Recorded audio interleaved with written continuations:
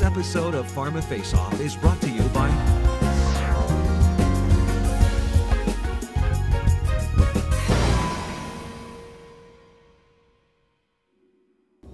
So is this providing new data on what is actually happening as the sales reps are in their sales calls? Well, it's an interesting perspective on that because, I mean, when you implement something like that, I mean, then doing the call notes and the call recording, you know, I don't know, a week later no longer applies. You're in CLM, I mean, you're capturing information as you speak, I mean, as it happens. So that really tells you something about where that call was made, what was discussed, how it was presented, and everything. It certainly makes reps more efficient. So if they have the right application, the right CRM tool, it certainly makes them more efficient.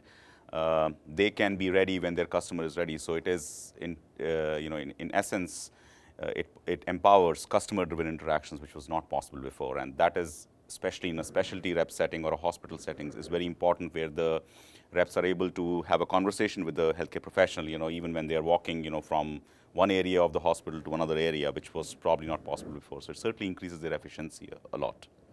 I think efficiency and relevance are just the two main outcomes from it. Yeah. I'm curious about that customer engagement issue. You know, the reps have an iPad, the doctors probably have an iPhone, maybe an iPad, maybe both, maybe, how do you manage kind of all of the various things? How do you make sure that kind of this remains sort of a kind of a vibrant technology that continues to engage the physician? Well, I think having, as I mentioned before, having tools that really help the physician with their practice and help them connect with the consumer, with the patient. So it's not just an app or a tool for a drug or medication. It's more for condition or more holistic for the practice. And let's not forget, you know, the patient. 30% of all mobile healthcare searches are done in the waiting room. So the patients in the waiting room, they're on their phone, they're looking for information, they're in the exam room waiting for the doctor. You know, so it just enables them to connect on a common platform. Yeah, I completely agree with you. I think this is where the industry is missing the boat, like big time, because the adoption of technology in the physician's office is increasing, right?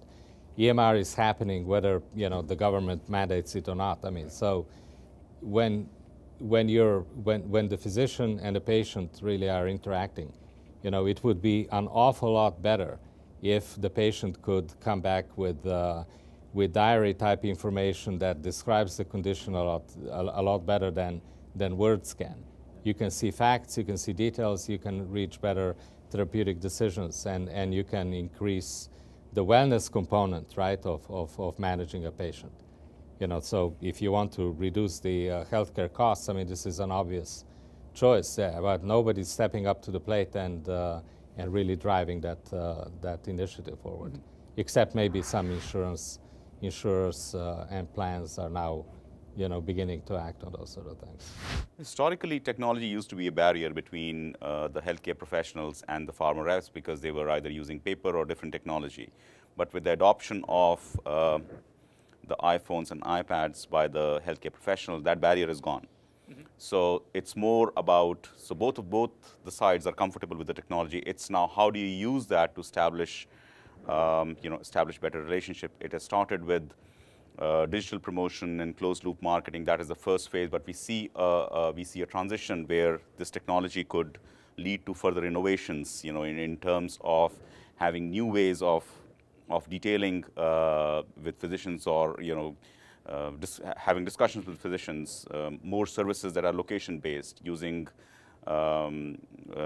augmented technology, augmented reality that is coming up as part of this new this new device. The opportunities are huge. We are just seeing the beginning of it right now. Well, I started this conversation with kind of pointing out some of the challenges, declining access. I can't imagine how the iPad will actually save the pipeline, but maybe that's somewhere down the road. It sounds to me that the three of you agree that this will actually change the shift for access, that it could actually increase access after years of its decline. Is that really what the three of you seem to be saying? It certainly provides a huge opportunity for pharma to innovate on a new technology that never existed before. So certainly there is opportunity, and we're sure that working with pharma solution providers like ourselves will be able to provide new and innovative solutions on an ongoing basis.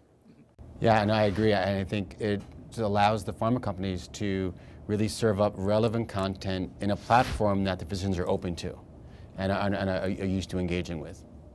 Right. I mean, we're getting conditioned to immediate response, right? I mean, you want right on satisfaction, right? And if the sales rep is smart, and the company is smart, I mean, then they can provide, an infrastructure in there to be able to really satisfy the information needs or whatever the doctor has, very quickly.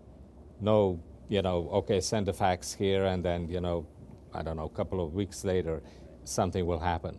You can execute those sort of things right in front of them, and tell them really when it's going to be delivered. I mean, so if you push that to its ultimate limit. But it's coming down to the sales rep.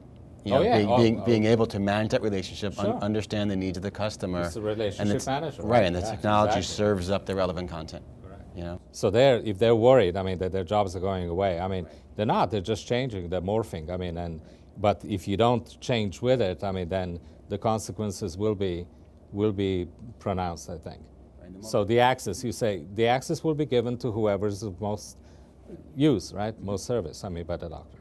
I think it also gives the access a longer tail where they're seeing the multi-channel approach that you're talking about, where the interactions within the detail could then trigger follow-up emails, right. Communications, exactly. Invites. So it mesh it up together. Exactly. So it actually extends the access, beyond that call.